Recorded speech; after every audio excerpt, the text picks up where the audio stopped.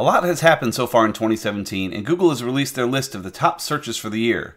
What do you think number 1 is?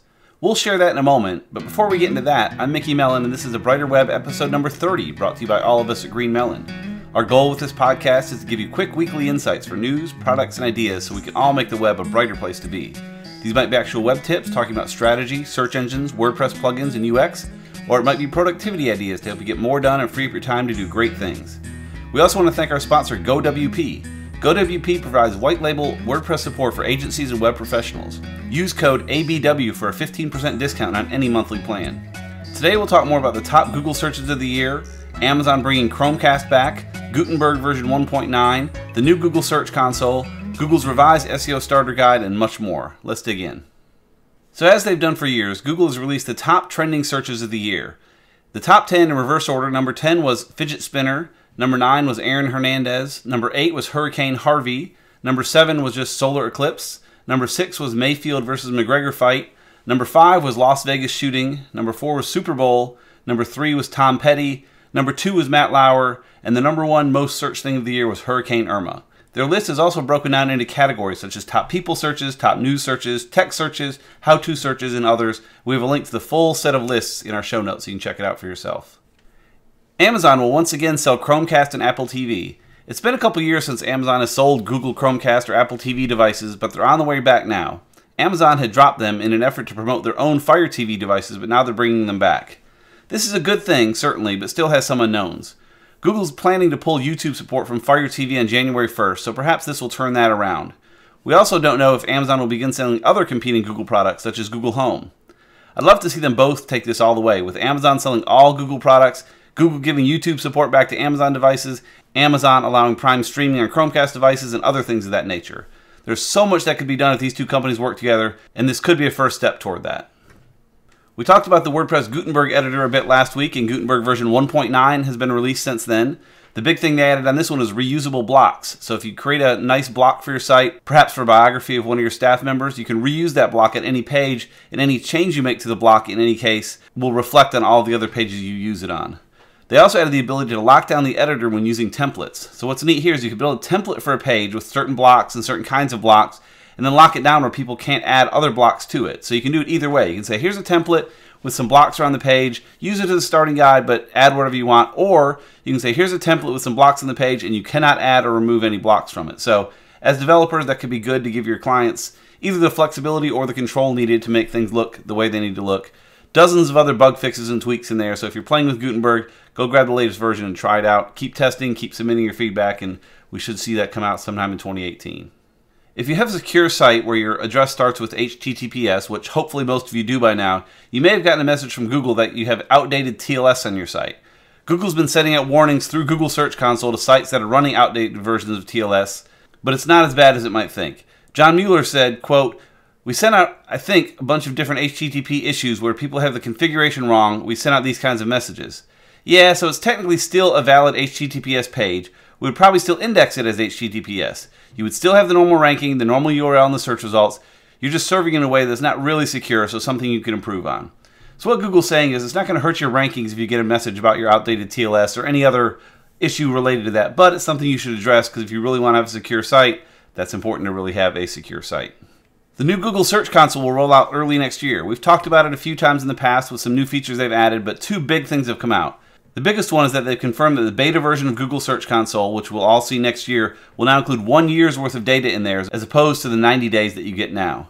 The user named Scott Hunt asked, "Any idea when it'll be rolled out to everyone?" And Google's John Mueller replied, quote, "Early next year is the plan." So don't know what early means to Google, but I would think in Q1 sometime we'll see that Google Search Console roll out for everyone with all the new features, including that year's worth of data. And as we talked about in that previous one about TLS, Google Search Console is how Google will communicate with you if they think there's a problem. So it's worth getting in there and making sure you're aware of what's going on. Google's revamped its SEO Starter Guide. Hasn't changed in the past few years, but Google just made some significant updates to their SEO Starter Guide. The biggest change is simply the format. Rather than a PDF guide, it's now web-based. In addition, though, they've merged the Webmaster Academy and the old SEO Starter Guide PDF into this new resources, and they've added additional sections for structured data markup and building mobile-friendly websites, things of that nature. So it's worth checking out to make sure you're staying on top of things. Google has finally defined what a doorway page is. Now, doorway pages are against Google's guidelines, but the exact definition of a doorway page has always been a bit fuzzy. Google's working to clear that up, and they list 3 examples. 1, having multiple domain names or pages targeted at specific regions or cities that funnel users to one page. So this is if you have a whole bunch of pages for different cities for your business, but then at the end, all those different pages just go to your one product page. Clearly, you're setting those doorway pages specifically to rank. They don't like that. Number 2, pages generated to funnel visitors into the actual usable or relevant portion of your site. So again, it's a page that's kind of getting in the way of the actual content on your site, and Google's not a big fan of that. And number 3, substantially similar pages that are closer to search results than a clearly defined browsable hierarchy. So they're saying pages that really don't match with your site, they're kind of out there and have a lot of keywords on them, and Google thinks that looks suspicious. Google's John Mueller explained further, quote, "I think if you focus on like a clear purpose for the page that's outside of just what I want to rank for the specific variation of the keyword, when that's usually something that leads to a reasonable result. Whereas if you're just taking a list of keywords and saying, I need to make pages for each of these keywords and each of the permutations that might be for like 2 or 3 of those keywords, then that's just creating pages for the sake of keywords, which is essentially what we look at as a doorway." So again, this is the kind of stuff Google talks about a lot, and it's nice that they're kind of clarifying a bit. But again, don't just make pages for the sake of making pages for the sake of making keywords. Certainly keyword optimize your pages, add more detail, add more product pages. Certainly optimize everything, keep it going good, but don't just make doorway pages that are trying to trick Google into driving more traffic to the main pages of your site. Animated GIFs without GIFs. So animated GIFs are very popular these days, but they weren't really intended to be used like we're using them now. From the original GIF 89A specification back in 1989, they said, quote, "The graphics interchange format, GIF, is not intended as a platform for animation, even though it can be done in a limited way." And of course, we see animated GIFs all the time, and really they're pretty useful in a lot of cases. It's easier than trying to spin up a whole movie just to see a quick animation of whatever football play or funny little animation. Some neat things in there. But in the latest version of the Safari Tech Preview, you can now put MP4 files inside of an image tag, just like you can with, well, images. On average, an animated GIF is 12 times larger and takes 2 times more energy to display than an MP4, so this move makes sense. Now, it won't really mean much until all the other browsers follow suit, such as Microsoft Edge, Google Chrome, Mozilla Firefox, etc. But if this takes off, it's something we could see spread more widely in the future and could help web pages load faster, work better for all of us. Squarespace just raised $200 million. Now, I'm not a big user of Squarespace, but I can certainly appreciate the advances they're pushing forward in the web design space. Case in point, most discussions around the upcoming Gutenberg editor in WordPress end up referencing Squarespace at some point, comparing and contrasting how the editors look like each other. Squarespace just raised $200 million at a $1.7 billion valuation, so they'll be continuing to push innovation forward, which is good for all of us. Instagram now lets you follow hashtags in your main feed. It's a simple change, but could be useful. On Instagram, you can now follow posts for a specific hashtag, similar to how you follow another person. The post from that hashtag will be mixed into your main feed. Presumably, you won't see every post from a hashtag, particularly the more popular ones, and this does kind of seem to open up the possibility of abuse, people hijacking hashtags for their own sales tactics or whatever, knowing that people follow specific hashtags more often. But I suspect Instagram's algorithms will help clean that out as well, so we'll see how it goes. And lastly, for our tip of the week, is to create a quick scratch sheet inside of your Google Docs. Now, we use Google Docs and Google Drive for most everything at Green Melon, and one thing I did a couple years ago has proven to be useful a few times here.